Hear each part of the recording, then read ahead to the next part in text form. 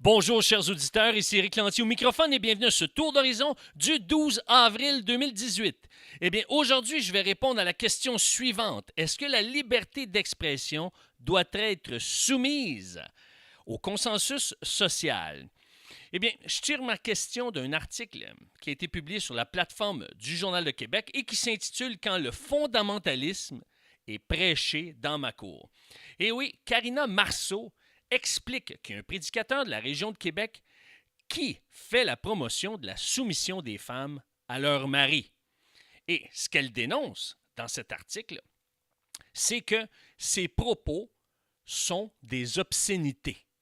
Elle dit que ça ne tient pas la route et que ça ne fait pas partie du discours qui est promu dans notre société.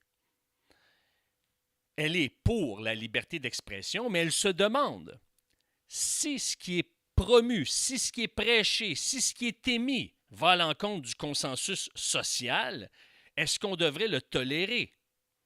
Elle se dit, on ne peut pas attribuer à ces propos, par exemple, le qualificatif de propos haineux, comme c'est décrit dans le Code criminel, mais en même temps, elle demande à ses lecteurs de réagir et de dénoncer ces propos-là qui ne tiennent pas la route, spécialement en 2018. Eh bien, mesdames et messieurs, je pense que c'est un débat qui est drôlement important. Pourquoi? Parce que si vous êtes des gens de foi ou des citoyens de bonne foi qui avez des valeurs et que vous sentez que dans la société actuelle, on est en train de glisser et que vous avez des valeurs fondamentales, des principes auxquels vous tenez, et vous sentez que cette société ne met plus en valeur ces principes-là.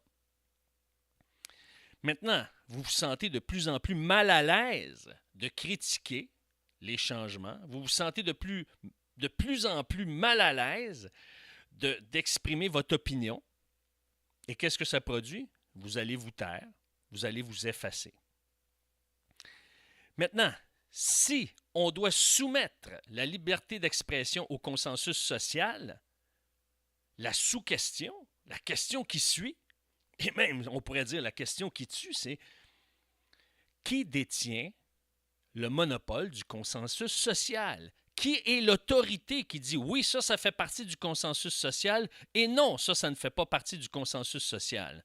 Puisque ce n'est pas tout le monde qui détient un micro. Ce n'est pas tout le monde qui a ce loisir-là ou cette liberté-là ou est en mesure d'articuler son idée parce qu'on n'est pas dans une culture de débat. Au Québec, on est dans une culture de pensée unique. Et c'est là le problème, mesdames et messieurs. Si on soumet la liberté d'expression au consensus social, ça veut dire qu'on va faire du surplace ou on va évoluer seulement dans une direction. On ne pourra plus confronter ce que les porte-paroles du consensus social vont émettre. Et ça, c'est dangereux, mesdames et messieurs. Et c'est pour cette raison que je m'implique dans les médias, parce que je crois fondamentalement à la liberté d'expression. Parce que c'est grâce à la liberté d'expression que je peux émettre mes convictions, mes croyances, mes valeurs, mes opinions.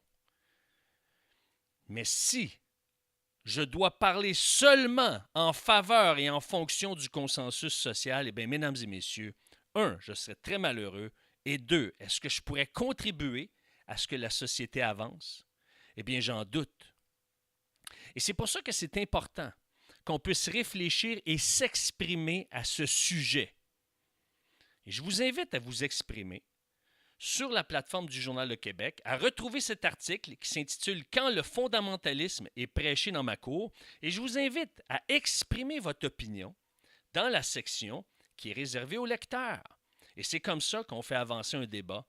Et plus que de gens vont réagir, plus que de gens vont parler en faveur de la liberté d'expression, eh bien, plus ça fait avancer le débat et ça nous permet de nous exprimer, même si on n'est pas dans les rangs du consensus social.